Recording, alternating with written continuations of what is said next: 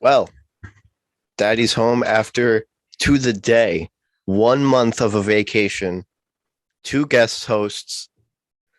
I mean, Theo's here, so he basically, it's like I let him stay and watch the place, and then I liked him so much I let him come back, and then I'll go away again. He'll come back. And speaking of comebacks,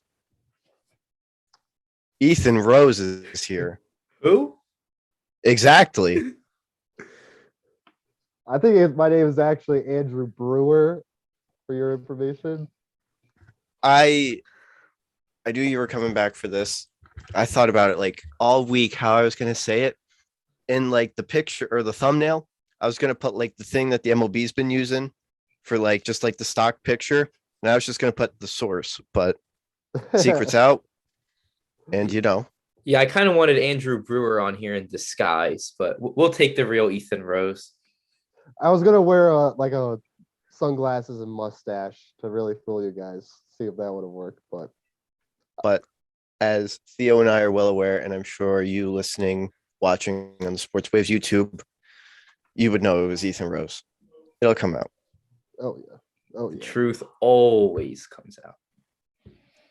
And it was a year ago. It was a year ago today that we. Well, I don't know if it was today, but we started these March Madness Zoom meetings, and if there was any real fans out there, they would have figured it out.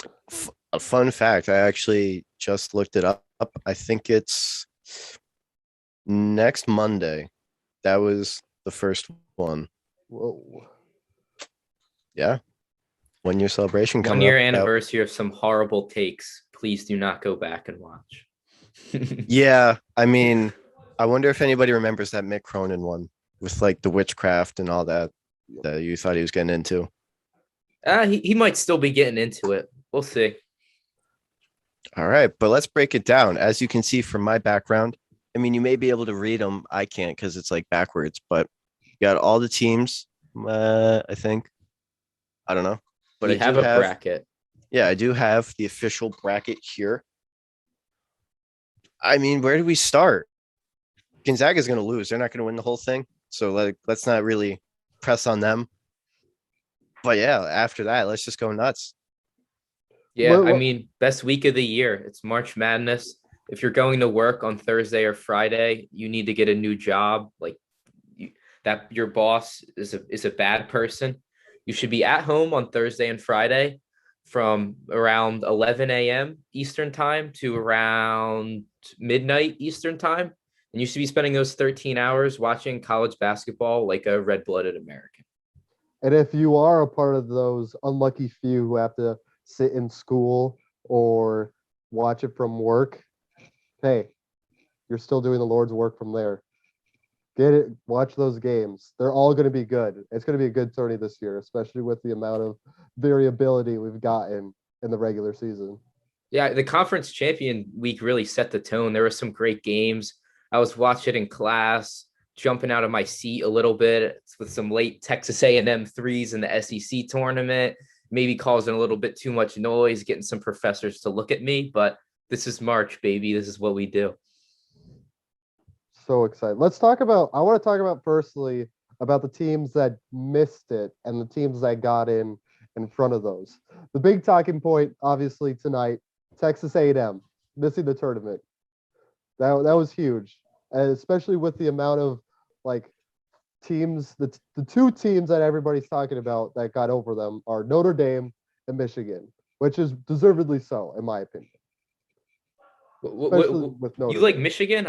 Michigan was the one team that actually like made me upset with the NCAA selection committee.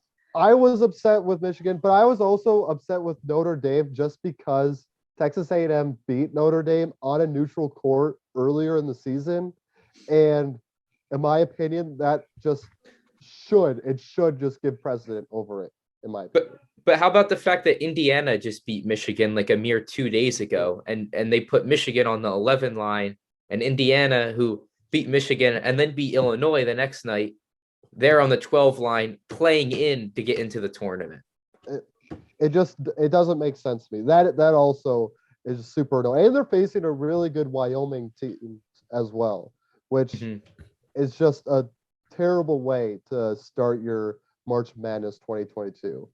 And Michigan is kind of a gift. Like, not only are they in the tournament, not playing their way into the tournament, but they're matched up against Colorado State, who I would argue is one of the weaker 6 seeds. And I liked Colorado State all year. David Roddy, like, they're a veteran team. They made a run in the NIT last year, but just I like them as an upset team. But now you're putting them on the 6th line, and now they're not in position to do that anymore. Like, now there's a target on their back. Yeah. You got the Michigan faithful after them. I like Colorado State too. Yeah, David Roddy, Isaiah Stevens. They have that amazing offense, amazing 3-point offense. Defense is probably where they're going to slip up, especially against Hunter Dickinson. But going up against Michigan, first round, I mean, they're going to be a super popular upset pick. I wouldn't be surprised if, like, at the end of the week when it shows which picks were the most popular for upsets, we see Michigan as one of the top ones, even though they barely got in. Yeah. ESPN matchup predictor is even giving Michigan a 72% chance to win. Which I think is crazy. That's crazy in my opinion. I don't know how they're that high, especially with how they finished the year. I mean, they had their head coach suspended, obviously, but still, I don't think that should give reason to why they should get in at this point. And they just blew a huge lead too, and like a team that's blowing huge leads, like there's just clearly a problem there. Like, that doesn't happen to good, well-functioning teams. They don't blow 20-point leads in the Big Ten tournament. And that Indiana game, it ended on like a 40-9 Indiana run. Like, the fact that Michigan's still capable of collapsing like that is a huge red flag. Yeah, it's a red flag. And again, Texas A&M, feel so bad for them. It's just go on this great. They had the 8 or 9 game losing streak in the middle of the year, but then after that, go on this great run to finish the year 7-1. The only game they lost was the SEC championship against Tennessee, but beat Alabama, beat Auburn, beat Arkansas, and yet they're the first 4 out. It just, and they have better metrics than almost against Notre Dame and Michigan. It's a little annoying to say the least. To bring up a point you two made, Michigan, I think I just read, they're like the 3rd ever team to get an at-large bid, being like barely over 500. And on top of that, like the Juwan Howard, punch, suspension, slap, whatever you want to call it. So yeah, it is odd that they would make it in. And what are they, in 11? Yeah, they're 11, facing Colorado State. Yeah, if I want to put a team in on the bubble, I'm looking for a team with upside, a team that can make a run. And if you just compare Texas A&M and Michigan State with who's more likely to make a run, it's clearly Texas A&M. Like, they just won 8 games in a row. They beat 2 teams on a neutral court that are going to be top 4 seeds in this tournament. It just seems like a no-brainer to me. And I don't think that's the way the NCAA evaluates. Like, they're looking at the full body of work. But I really, if it was up to me, my deal-breaking criteria would be, can this team win games in the tournament? And I think with Michigan, the answer is more no. Texas A&M, yes. Additionally, if we got Texas A&M in, there's a really good shot they're going up against Texas in the first round, which would have been an awesome game to watch, just as a fan and just for the drama as well for it. It would have been such a SEC versus a SEC team going to be. It would have been so much fun to watch Texas versus Texas A&M in the first round. I will tell you, along those lines, though, we didn't get Texas versus Texas A&M. A matchup I love, though, we have Davidson versus Michigan State in that 7-10 line. Davidson's leading scorer, Foster Lawyer, averages 16 points a game this year. Michigan State transfer. So revenge game in the first round. Love that storyline. Of course, then the obvious one in the next round, this is if Michigan State wins, but you got Tom Izzo versus Coach K in the second round. If Michigan State's win and if Duke wins. and it could be the final game for Coach K if he loses, which would be a pretty fun storyline to go along with in the second round. But Davidson is a team not to be just looked over. I mean, their offense is insane. 11th ranked by Ken Palm. That's crazy, especially for like if you're able to. It's the best teams right now are the ones that can get hot at the right times. And if Davidson can unlock that offensive firepower against Michigan State, it's going to be all over. And we're going to be seeing Duke versus Davidson in the second round. Well, I'm personally rooting for, I want Coach K's career to end in the first round at the hands of Cal State Fullerton. That's the narrative that I'm rooting for. Will it happen? I don't know. I don't know if Cal State Fullerton has CJ McCollum on their team like Lehigh did back in the day, but the fitting end that I want to Coach K's storybook career, last page, he loses to Cal State Fullerton and he's never seen or heard from again. That would be I'm awesome. sure we hear That from would him be again. awesome. Especially I mean, after North Carolina, the North Carolina speech to end the night. That would be an amazing exit. I would love that. Yeah, it's got to end in some bad way because he's had all these big moments, like his last home game upstaged by North Carolina, his last chance in the ACC championship, they lose to this upstart Virginia Tech team. So just give me one last chance to laugh at Coach K and one last chance for Duke to get embarrassed on a national scale before Coach K retires and they hopefully disappear into oblivion. I mean, I feel like that's a good, I don't know. We'll get into who we think are going to win, but a lot of people, myself included, could call them a Duke supporter. I don't watch every game, you just can't. But I like last year, I actually had to think and like fill out a bracket rationally. I'm going to pick Duke to win just because, I'm an idiot. But you guys seem, I don't want to say optimistic, but you feel like this Coach K retirement tour could literally be over by next week. Yeah, I actually think there's a real possibility that this Duke team is not playing their best basketball right now. And this is kind of what we've seen from Coach K. Like the last 12 years, this one and done era, they made one Final Four. They did win the national championship with Jahlil Okafor and Tyus Jones, but a lot of these Duke teams, I feel like they have just not peaked at the right times. Like the Zion Williamson, like RJ Barrett, Cam Reddish team, they came out like gangbusters. Like their first game, they put up like 115 points. They beat Kentucky by 30 points. And then you look up in March, and somehow the version of the team that's coming into March is worse than the team that took the court in November. And when you have a young team and you have Coach K, who's supposed to be the best coach, it kind of confuses me about why these teams are like starting out the season, their first game, they look great. And then by the tournament, they don't look as good. It's just confusing to me. And it was like the same thing this year, like Paolo Banchero. I was at the Champions Classic and I saw Paolo in person against Kentucky. He looked like a man against boys. Like he looked like the best player on the court in his like one of his first games. And just since then, we just haven't really seen him dominate like that. And this Duke team, there was at one point this year where they were the best team in the country. They were number one. And I don't think anyone would say that right now. And it's just confusing to me about why they keep peaking at the wrong time. Yeah, I have to agree completely. We saw the 2015 Duke Tyus Jones team go all the way. But then as far as the rest of the 2010s, I mean, you had the 2010 team that won the tourney, but it just hasn't been there as far as like finishing off tournaments. The Zion Williamson, that was one of the biggest hype teams of, I would say, the last 10 years. And they just fell short. I mean, they should have lost to UCF, and then they lost to Michigan State the next round. It's just been a little disappointing from a team that gets levied with such high expectations, but then falls short a little too much for comfort.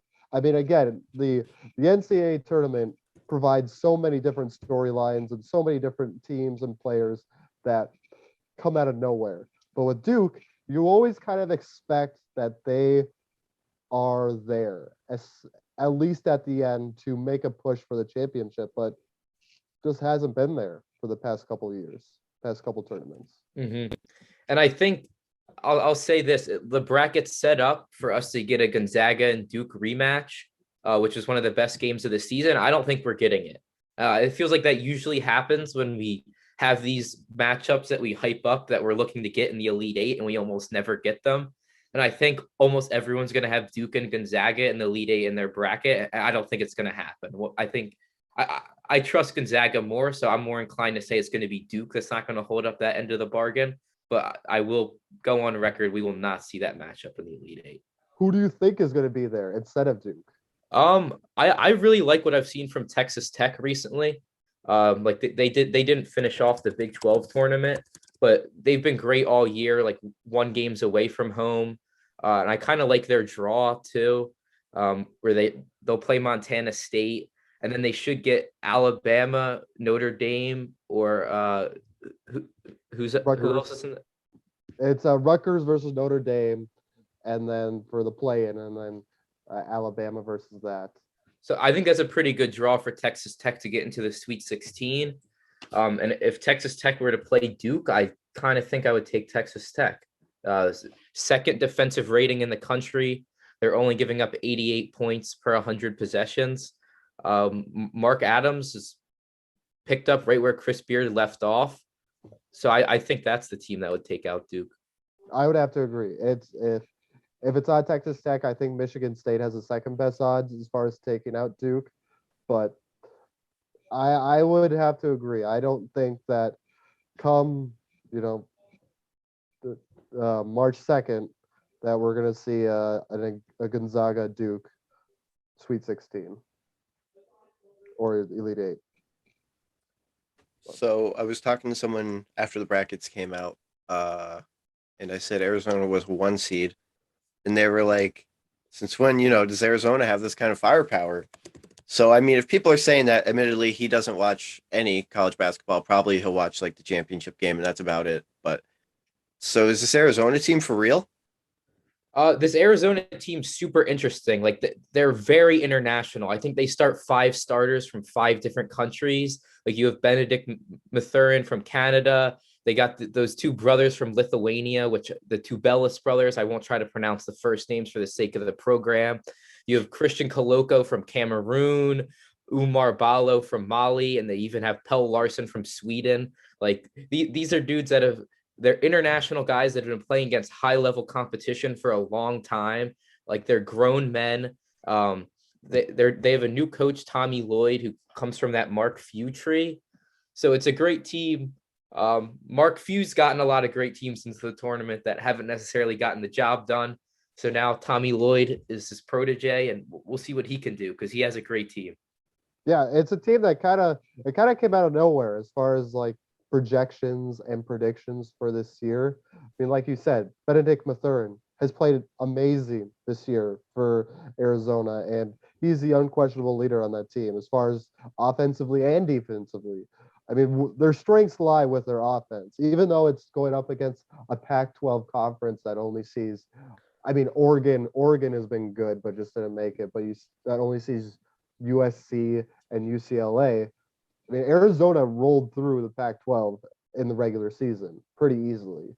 And I think that despite them being a little bit unknown, I mean, they have been ranked as the 2 seed a couple of times. I think that they're a really good team and definitely a team to watch to come out of the South Division. Mm-hmm. Those Sean Miller teams were never able to get it done, though. It's been a while since Arizona made the Final Four, and they were consistently a high seed. But I think you got to throw out the past narratives now. Sean Miller's out. It's Tommy Lloyd in. This is his first tournament. Mm-hmm. Get rid of the past narratives, and then this Arizona team will set precedent for a new narrative. Like if they lose in the first round or if they lose early, we can start making those judgments again. Yeah. But I'll miss the sweat. To think that the last time that Arizona made the Final Four was 2001, despite the amount of like 2-3 seeded teams they've gotten.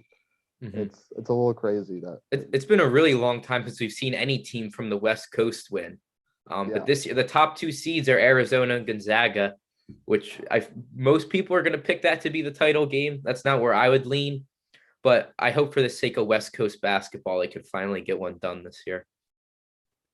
Just imagine if you're TBS, you're trying to market that, and you're like, "Hey, Gonzaga, Arizona, Monday, April 4th at the Superdome." That's a tough sell. It's a really tough sell. I don't know. I think if they make a run, like people haven't watched Gonzaga in a couple months because they're in the WCC. But if they make a run, I think people are going to fall in love with Chet Holmgren. I think he'll be able to sell it just on his own if they're in the title game. It's always a problem for the Pac-12 to get like national relevance, just because all of their games start at like 10 or 11 Eastern time. So I think always going into the tournament, it's a little sketchy unless you have like a UCLA Lonzo Ball team that gets so much national attention. Mm-hmm. But it's always a little sketchy going into the tournament with Pac-12 teams because the national audience really hasn't seen it that much. Yeah, I mean, the freaking Pac-12 network, you can't even watch these games. Yeah. Like Arizona was on upset alert against Stanford. Like I wanted to tune in. I couldn't figure out how to get the Pac-12 network on. Like it's the way of the Pac-12. And they need to figure that out. They need to get a better system of getting their games out because it's really annoying. Mm-hmm. And when they do get them, I mean, Bill Walton is a treasure. Oh, yeah. So when they do get them on, it's a treat. But just more Bill Walton, put it more prominent. Let Bill Walton talk about the great Conference of Champions in front of a national audience. So for each North, South, East, West, we're going to do one team that's upset watch, that's, highly ranked. And then we'll do a team that low ranked that you think could represent them in the Final Four. So you both agreed Duke. So what's the team that can make a big run that, we're not expecting? What kind of seed are you looking for? Like if I say 5 seed UConn, is that going to be too boring for you? No, I mean, I imagine if I'm listening to this and I hear number 1 Arizona, number 2 Duke, number 3 Tennessee, number 2 Villanova, and then you give me UConn in the Final Four, that would surprise me. Okay. I don't know about Final Four, but just looking at that bracket, if I had to give you a lower seeded team, it would definitely be UConn. We talk a lot about guard play in the NCAA tournament.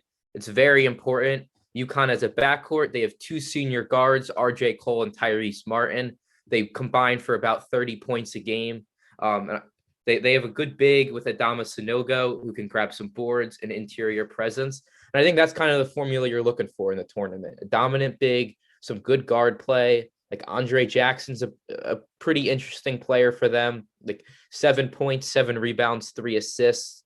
Kind of shows you he can do a little bit of everything. Maybe like a kind of like what Michael Meyer did for Baylor last year. So I like the makeup of this UConn team. A little bit of a tough draw if they have to see Gonzaga in the Sweet 16, but stuff happens. Like maybe they won't. Who doesn't love Dan Hurley as a head coach?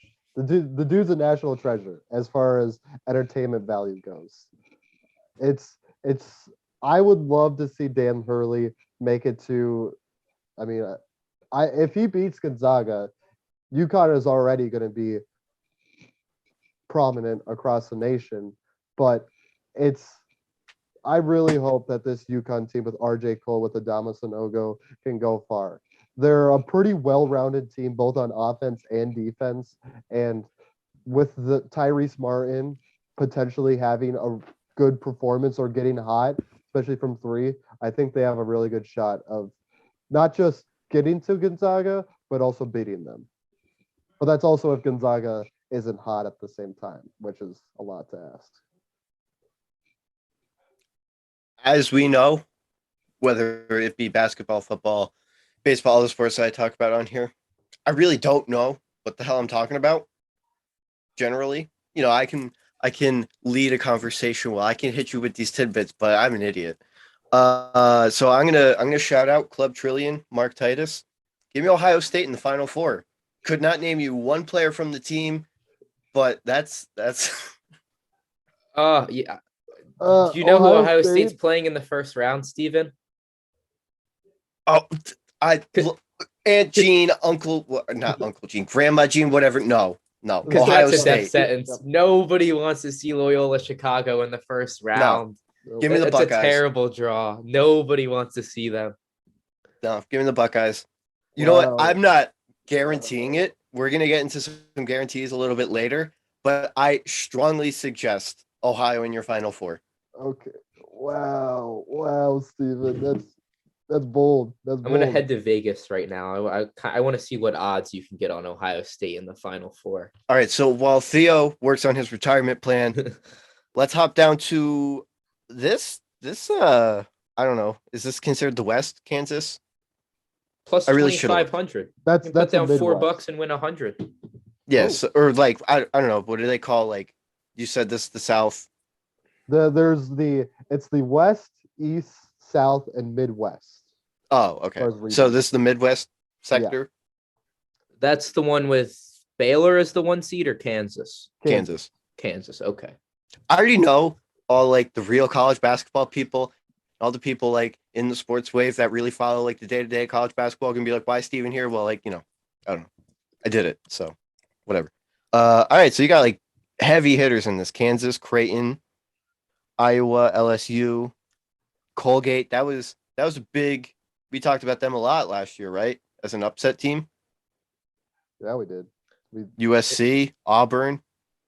Yeah. Well, Colgate's metrics are so good, but then they show up on the basketball court and it's all white guys that have no skill besides shooting. They can't really dribble or anything. And we saw that last year. I mean, they could shoot the hell out of the ball, but Arkansas started pressing them and they didn't really know how to dribble, and it ended up being a problem. They had a shot. I remember vividly how they were close, but just didn't put it away. I'll give you an upset in that bracket though. And that's South Dakota State won 30 games this year. Providence is the luckiest team in the nation. I think South Dakota State's going to take out the Big East regular season champs in the first round.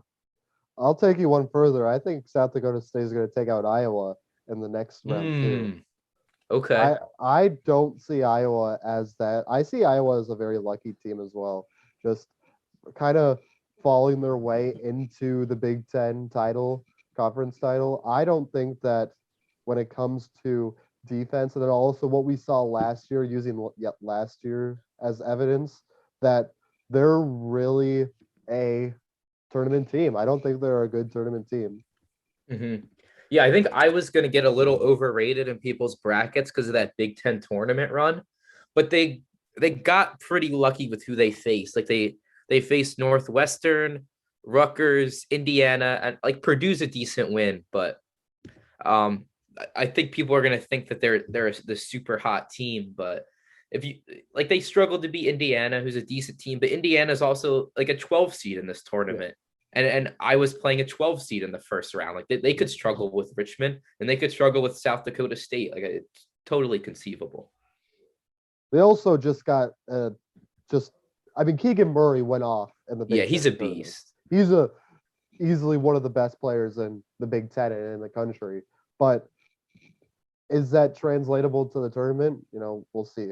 I mean, Jordan Bohannon's in his 6th year of college. Like that's the senior guard we're looking for to make a tournament run. They have the McCaffreys, like good fundamental players, but it's just a tough draw. Like that Richmond team's good, and if they win, they're gonna have to play South Dakota State, who's good, or Providence, who won one of the toughest leagues in the country. Yep.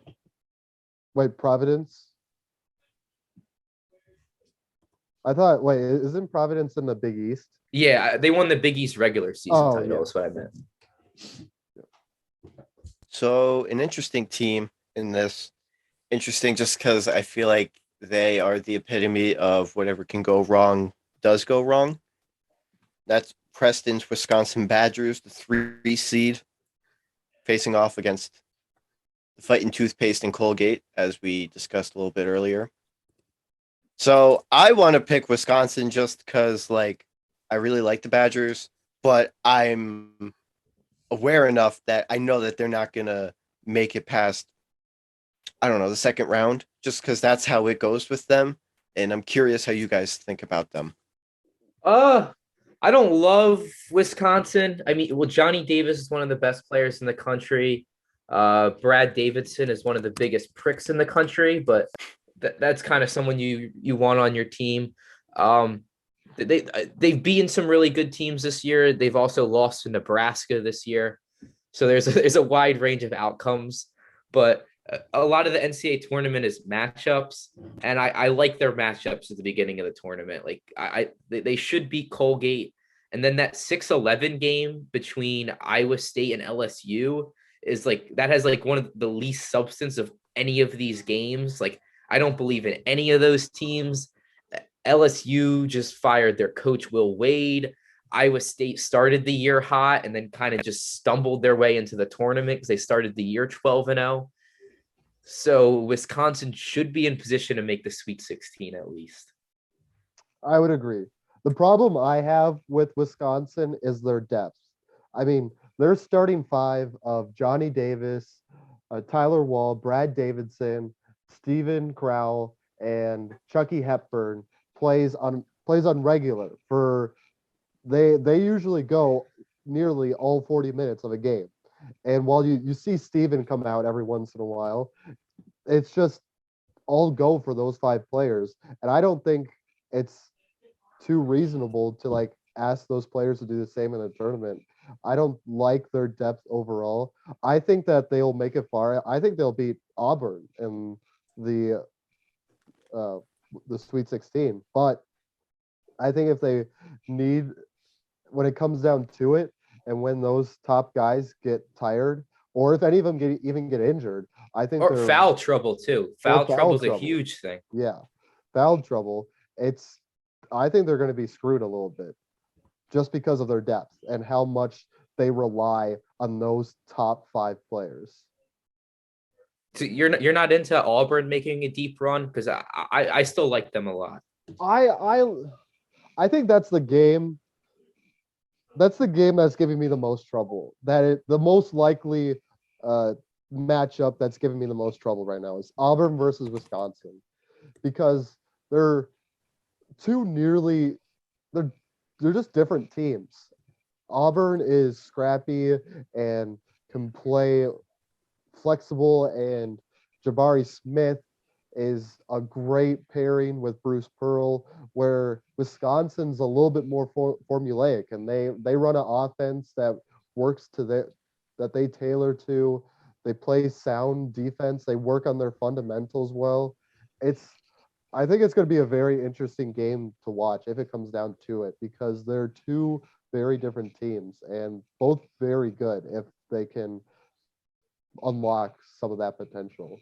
I'll tell you what I think Auburn's problem is, and it's something that I think could be very fixable. And it's the fact of the matter is that Jabari Smith is Auburn's best player, but KD Johnson believes that KD Johnson is Auburn's best player.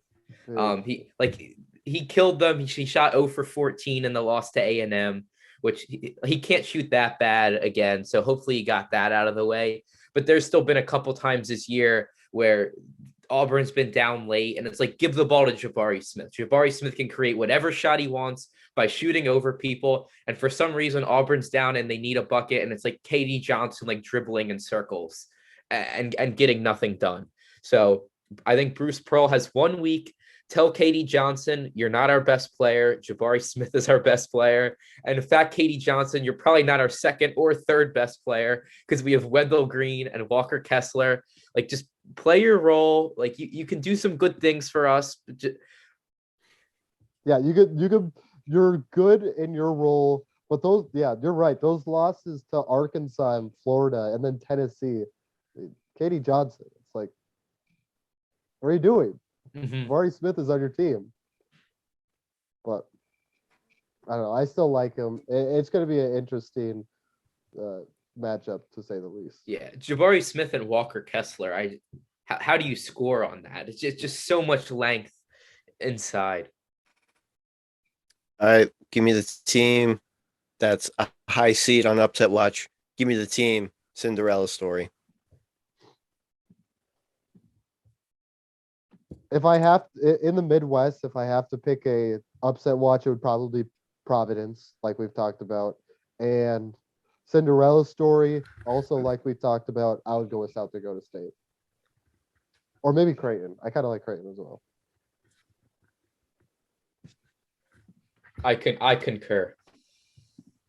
All right. See, that's good. It's good to everyone have the same opinion, just so we don't have to rub it in anyone's face that we got it wrong.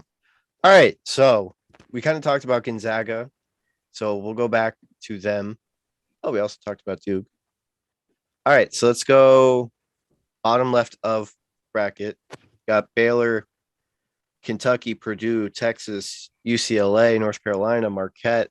This is a good 16 teams.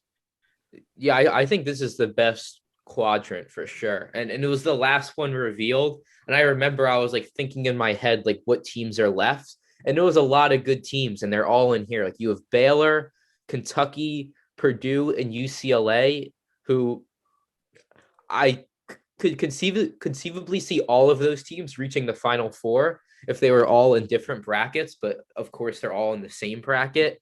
And you have Texas, who has had so much talent, and I've loved them all year, and they kind of haven't figured it out, but they have the talent, and those types of teams kind of have a way of figuring things out in March. Chris Beard is a phenomenal coach, but then they get Virginia Tech in the first round, who's coming off this crazy ACC tournament run, super hot from three. Like this bracket really could go any way. I think there's 5 teams I could see conceivably coming out of this region. Yeah, I would agree. Even like the little bit lower teams. You have like Murray State, which is a very interesting team. You have North Carolina, which is a very interesting team. You have like Akron and Yale. It's and Virginia Tech, the ACC tournament winner. It's a very good bracket, and I would agree with you, Theo. I think this is the best 16 teams, the best region out of the 4 regions. Mm-hmm. So I'm a little worried about Texas. I want to see somebody on that team just step up and take charge, whether it be Timmy Allen, whether it be Marcus Carr, whether it be Andrew Jones. I just want to see somebody step up to the plate and take over the team and kind of take leadership over the team. And we've seen flashes from Timmy Allen, Marcus Carr, but it just hasn't been there the entire year. We haven't seen that consistency. Yeah, we keep waiting for it to happen, and it hasn't. But maybe it'll kick in that like it's now or never, because if you lose, your season's over, and maybe that'll be something they can rally around and finally figure it out, because it's a team of transfers, like they guys they cobbled together, but maybe they can. They're now like this is it. Like you just it's do or die. Like you just have no choice but to play together at this point. Thing is, though, they're facing a good Virginia Tech team, which is very hot right now. Very hot. I mean, there was some talk of them not even making the tournament, but now that they won the ACC, I mean, they're in, and I don't think they're here to lose. I mean, with Kyle Aluma, Justin Mutz. Whoops, I pronounced his name wrong. It's going to be a very tough team to beat, especially in round 1. Mm-hmm. Yeah, I think just based on the fact that they're an 11 seed, I don't think Virginia Tech gets in if they don't win the ACC tournament. Just based on the fact that they beat Clemson, Notre Dame, North Carolina, and Duke in 4 days, and they're still an 11 seed. Like they must have been out. So credit to them. They made a run. They stole a bid, and now they're in it. Unless I'm just deaf, I didn't hear any talk about Purdue, which I think is interesting, because a lot of people like them more this year than last year. And I think, Ethan, you were not sold on them last year with Luca, right? I was not. Yeah, that's Iowa, though, Stephen. Oh, yeah, Iowa. Luka Iowa Garza. had Luca Garza last year, and I was not sold on them. See, that's what I mean. I'm just like, I swear I saw him in black and gold. I don't know. Somewhere in Middle America. It's Big Ten, Indiana, Iowa. I'm gonna let you guys talk, because okay, so I still thought it was weird that you guys didn't bring up Purdue. No, I'll talk about Purdue. Yeah, but I don't know. For some reason, I want to pick them. All right, well, I'll sell you on Purdue. They have Jaden Ivey, who's a 3-level scorer. He's probably going to be a top 5 pick in the draft.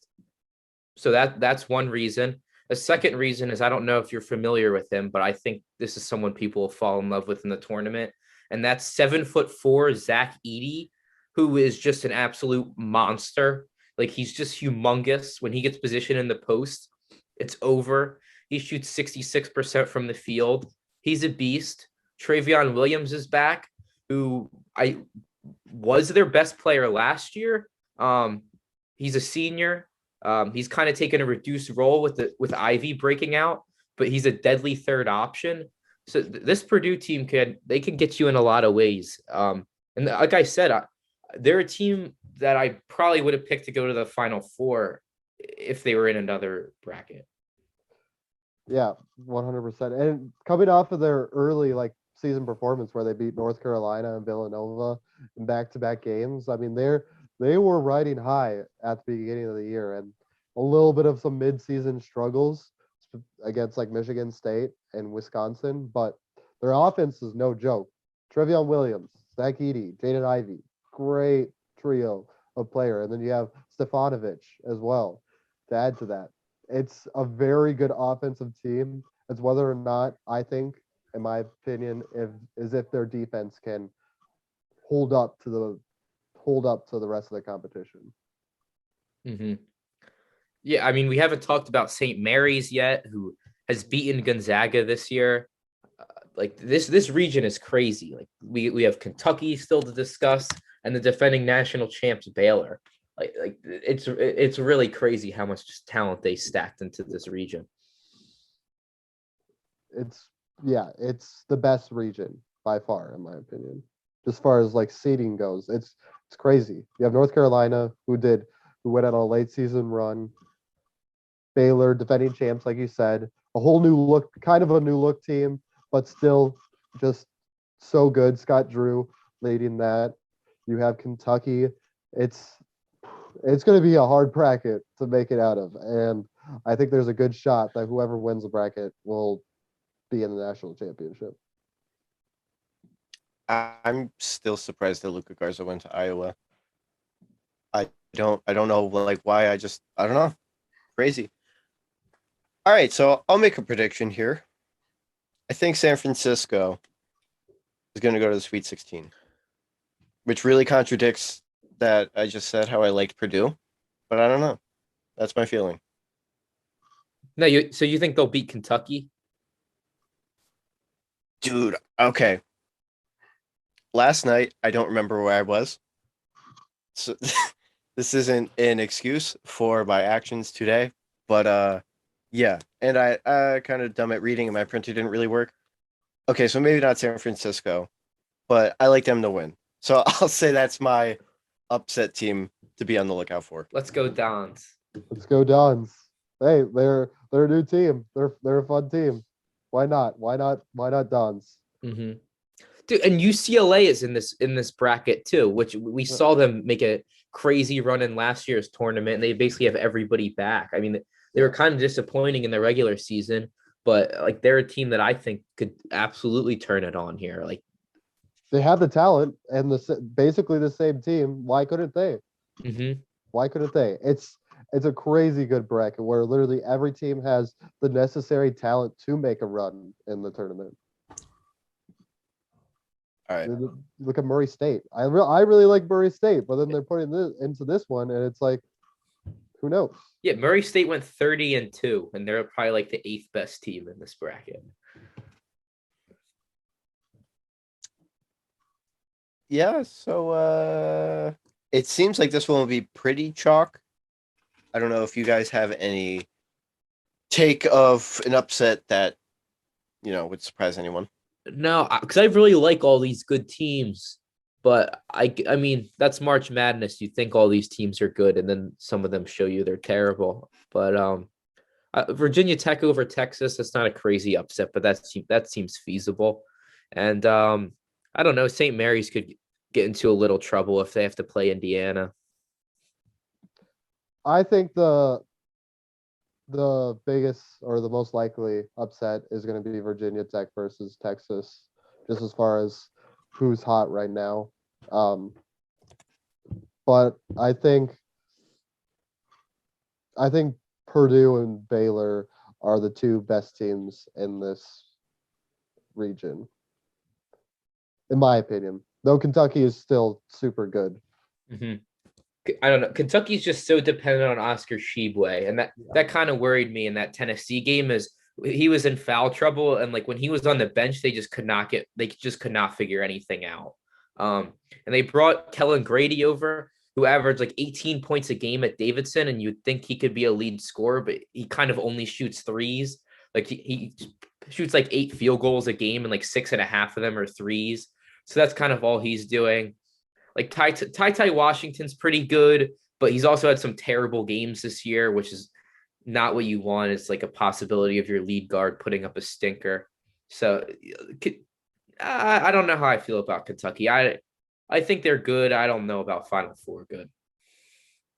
Yeah, I would agree with that. If out of the 2 seeds, and this is more of a talent level thing. Out of all the 2 seeds, I think Kentucky has the hardest road to get to the Final Four. And I don't know if they can rely on Oscar to make it all the way there. Mm-hmm. Kentucky Murray State would be a pretty good second round matchup. In-state rivalry, 2 teams from Kentucky. One with a little bit bigger of a fan base than the other, but those matchups are always interesting. It would be very interesting, especially with watching like it would be a great matchup. I would really pay to see that matchup. Not to go against what you said, Steven, and your San Francisco. Oh, team, yeah. I forgot the Dons are winning. Yeah. I mean, it's fine. Contradiction. And if you don't think you're a hypocrite, you are a hypocrite. So I understand. And hey, it's good for ratings, potential tension in the group when we talk Friday night. All right. So we talked about Duke already. We talked about Gonzaga and how I don't believe in them. But as we have found out, maybe I'm not the best. I picked Ohio State to go to the Final Four. So, I don't know. All right. I feel like there's some good teams. We even talked about UConn too. There's some good teams, some bad teams. This one I feel like is just the opposite of, it's still the same skill level, but I feel like this one, a lot of mayhem could happen. I would agree. I think there's a really good chance for mayhem, especially if we just compare it to the regular season where we had so many AP changes, so many crazy days of basketball where just numerous AP top 10 teams went down. Yeah, there was that day 8 top 10 teams lost. Yeah, it was crazy. And I think that the tournament this year can really reflect that craziness in the regular season. It's I know it feels like we say this every year, but this year it feels like a little more mayhem could occur. And there's just always that slight weakness with every team. I mean, Gonzaga, they had their early season troubles, and then they went into the WCC, and then they started to find everything. But it's how good are they really? How good are they against actual opponents, and not just? I mean, it was a good conference this year, but who knows? I think that goes for a lot of teams. How good are they really? And I think it's going to be so much fun to watch this year.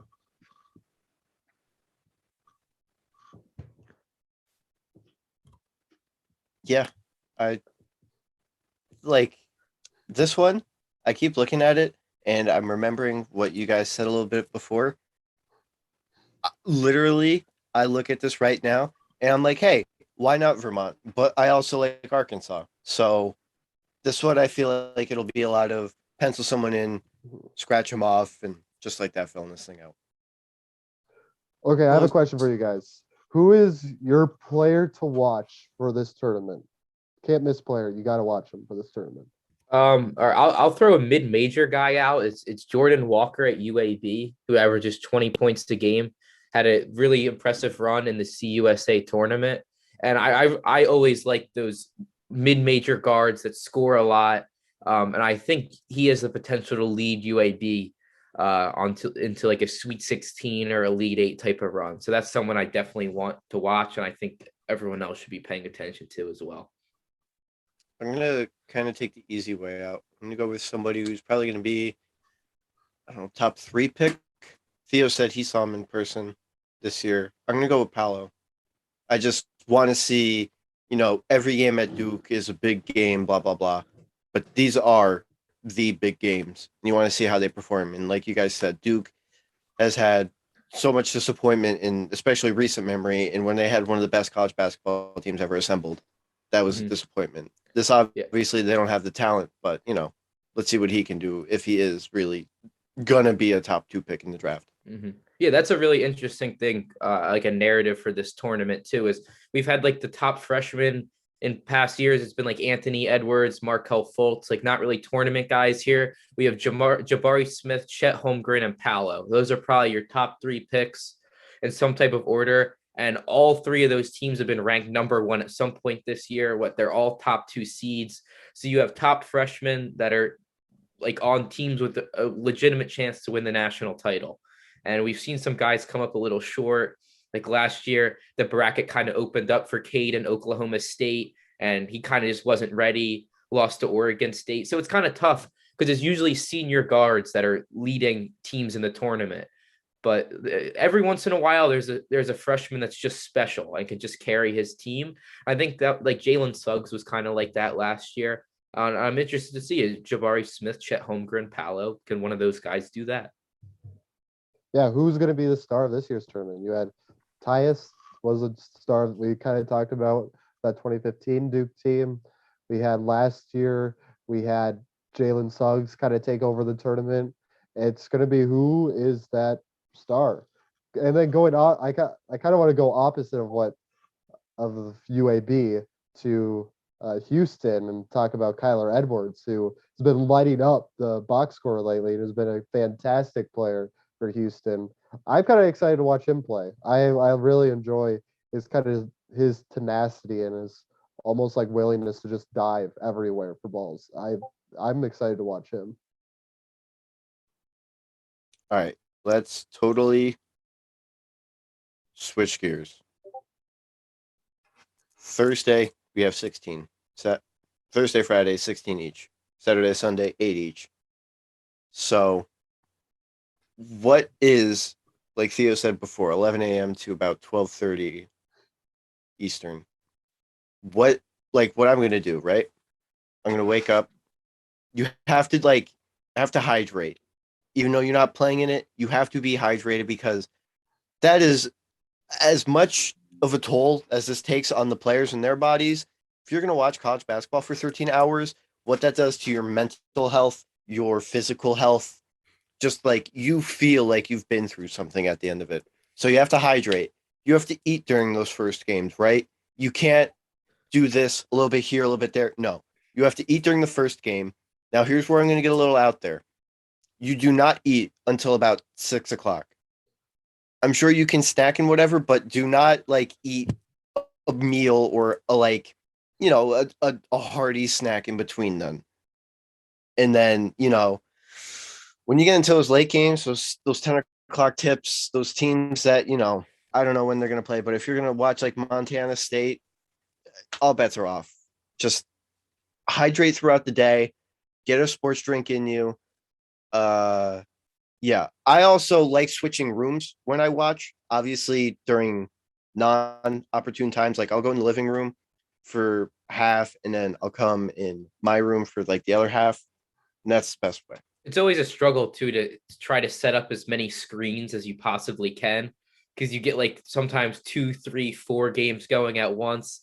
So you got the TV, and then you got to utilize the laptop, and then you get a game on the phone, and then sometimes there's a 4th game. You got to like maybe resort to a tablet. It's just doing whatever you can to make sure that you can consume every second of college basketball.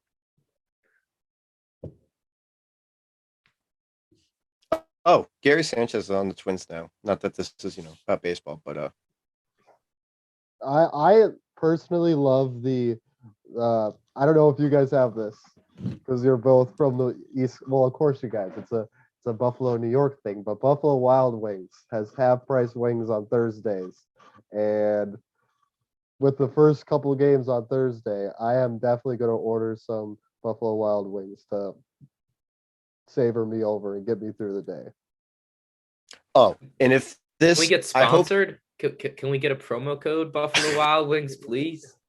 I hope that this hard-hitting analysis has led you to this point, because this is the most important thing you will hear.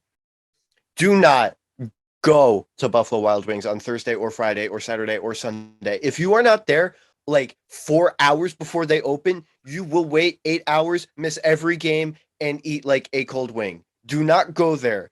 Ethan had the right idea. Order it, get it delivered, pick it up before the games, but do not, and don't sit there. Like, I don't want to watch 4 games at one time with 95 people I do not know, you know? And I want to be in like the comfort of my own things. I want to like lay on the couch or sit in a chair. I don't want to be in a public place, especially during March Madness. Exactly. Order. You got to order them. Got to order them ahead. Don't. You can't go to the restaurant to get your Buffalo Wild Wings. You got to order ahead. That way, you're not. I mean, it's kind of fun to watch it in a cheering restaurant, but at the same time, why not just watch it with friends, like at home, or even better yet, just watch the games. Oh. Also, then you have Also, to hear about random people's brackets and like who really cares about that. Yeah. Also, if you're in your group chat, as I'm sure like almost all of us, especially if you're watching, listening to this, if you're talking about a game like early, tell them what channel it's on. We don't want to be wasting time being like, oh, is it on True TV or TBS or TNT? Like, just tell them, you know, Duke, Cal State, Fullerton, close, CBS. Like, okay, thank you. I really appreciate that. And like, find out what channel True TV is like tonight, tomorrow. Yeah, that's always a rule of thumb. Yeah. You like write that shit down on your hand, man. Do not wait. Is there any other things that like you need to know just to watch?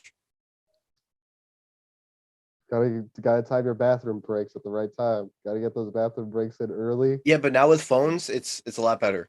Sure. Yeah, you just bring the game right with you. Yeah. No problem. And you just pray that you don't drop that thing in the toilet or accidentally pee on it. They do give you a little bit of a break from like, from where I'm at, from 3:30 to 5:50. So as far as because they end here it's like 4 to 6. Yeah, it dies down a little bit and then just picks up again at night. All right, so just to recap, stay hydrated, because when the three of us talk again on Friday night, that'll be after, in 48 hours, over one full day of it spent watching basketball.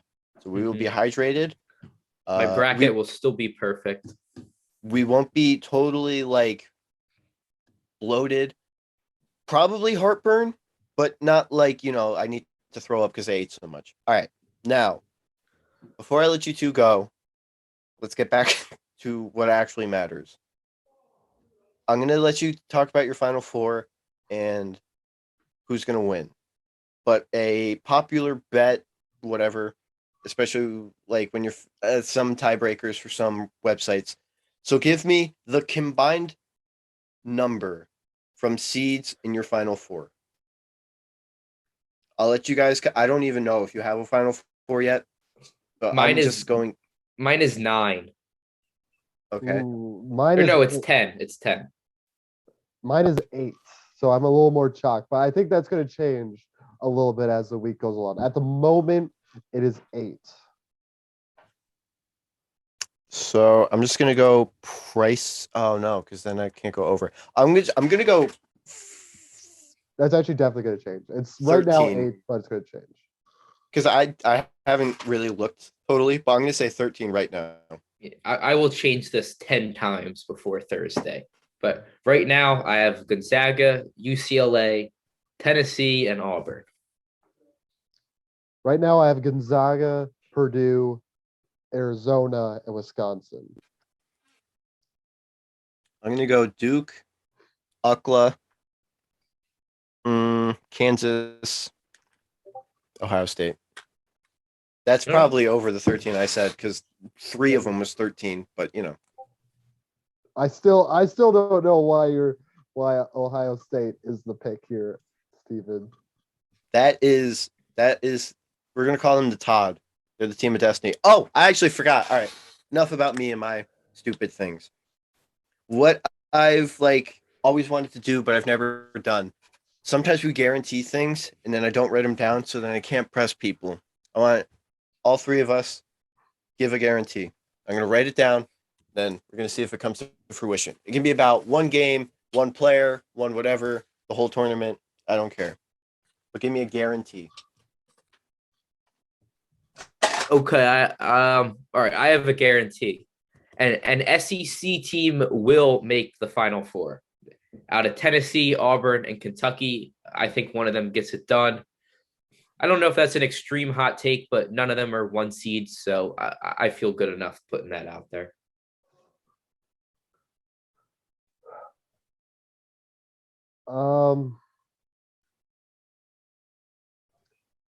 Staying along conference lines, I think only 2 out of the 8 Big Ten teams. Only 2 out of the 8 Big Ten teams will reach the Sweet 16. I like that. 2 out of the 8 Big Ten make the Sweet 16. So for Duke, is it like a disappointment if they don't win? Or if they make it to the Final Four and then they lose, For Duke? Yeah. It's always a disappointment. It's a disappointment, but I think this year is more of a disappointment than other years, in my opinion.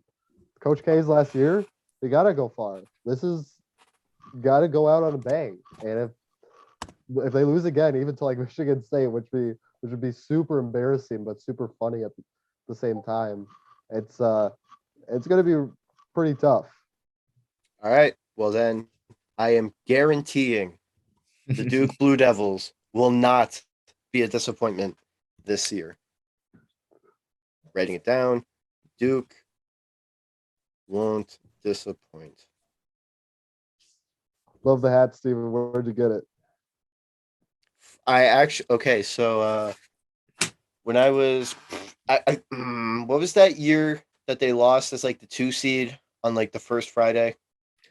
It's true. They lost to Lehigh once, and they lost to Mercer that other time, and that Mercer kid hit the Dougie all over them. Whatever the more recent one was. That would have been Mercer. Yeah, that was the Jabari Parker team. Yeah. I literally cried. I don't know how old I was, but I literally cried. But this hat, I used to, when I was a kid, deliver newspapers, and part of their recruiting, or not, every time you got somebody to sign up during the month of March, they did this March Madness thing, and basically you got either money or clothes from one of the teams, and Duke fan, and I got enough people, so I got. You were involved in a pyramid scheme. It was a Coach K recruiting scandal. You paid for Zion Williamson to go to Duke. I know you did. So I basically got this hat and a pair of shorts that I will wear while they play, and then hopefully get to wear it April 4th. Watch them win the national championship. Steven's just deflecting the accusations and the corruption. It's all legal now, so I mean, whatever. Past is the past. True. Can't fight him now. It's all legal. And he's leaving anyways. What are they gonna do?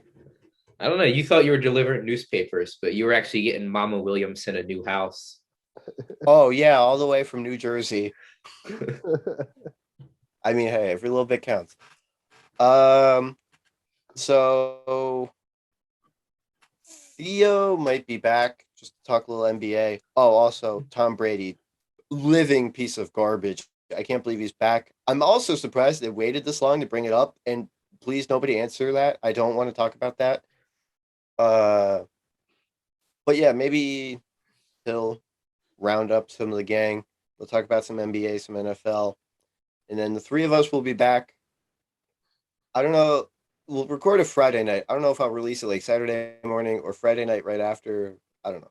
Yeah, it's hectic because it goes right from round of 64 to round of 32 with kind of no time in between. But yeah, we can squeeze something in. by tip off Saturday of the round of 32, you will know our thoughts about round one. Then Sunday night we will record after that when we know the Sweet 16, and that'll be out next Monday morning. And when we get closer, we'll spill the beans on everything else. But yeah, so you'll be hearing from the three of us a lot. Theo even more. Anything I missed? Follow along on the Sports Wave for the entire tournament. I think we're going to be dropping some NCAA a group to join, and also just highlights and whatnot on the page. So make sure you're following along to get all that information. Oh yeah, like I can't wait to Company man. to talk about who's beating me in the bracket challenge. Like again, I don't remember who won last year, but it doesn't matter because it wasn't me. So exactly, whoever wins, if it's not you, whoever wins your bracket doesn't matter. Doesn't matter. Yeah. All right, so that's Theo. That's Ethan. I'm just some guy. No, yeah, you're a piece of shit Duke fan. Hey, I mean, I wish Grayson Allen was still there, man. I ordered a jersey of his, and then it never came. That kind of makes a lot of sense, though, knowing Grayson. I wish I still all had right. my Caution Grayson Allen President Tripping Hazard t-shirt to wear on the pod, but got lost somewhere along the way. Yeah. All right. Well, that's enough Duke talk for tonight. All right. We will see you guys sometime later on this week, and we're out.